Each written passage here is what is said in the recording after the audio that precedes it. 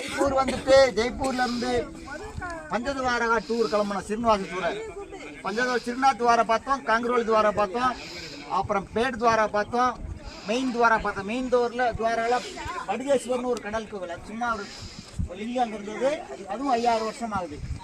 அதுக்கப்புறம் இன்னைக்கு ஒரு கங்கேஸ்வர் கடல் கோவில் ஒன்று பார்த்தோம்.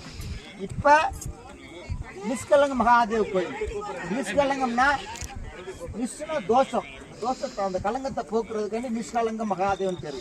பஞ்ச பாண்டவர்கள் வந்து மகாபாரத போர்ல நிறைய உயிர்கள் சேதமாயிடுச்சு, நிறைய உயிர்கள் போயிடுச்சு. இந்த பாவத்துக்கு என்ன பிராய்ச்சித்தத்தை இடந்து கிருஷ்ணத்தை கேட்பற சிவனை தேடிப்பாங்க.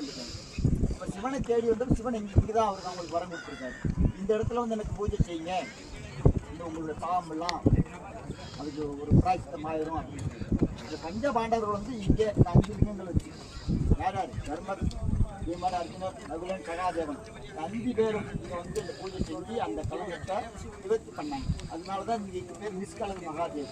இதில் ஒரு நாளைக்கு 4 டைம் இது வந்து ஓப்பன் ஆகும், அப்புறம் மூடிடும்.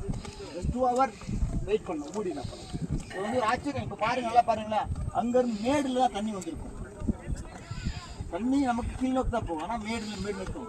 அங்கேருந்து பார்த்தீங்கன்னா உங்களுக்கு தெரியும். மேல் நோக்கி பூ போட்டோம்னா அப்படியே வந்துட்டு சரிங்களா? பாருங்க, இங்கே ஒரு 1/2 hour 1 மணி நேரம் நல்லா பாருங்க, என்ஜாய் பண்ணுங்க, போட்டோ எடுங்க. ரொம்ப நன்றி, சந்தோஷம். வணக்கம்.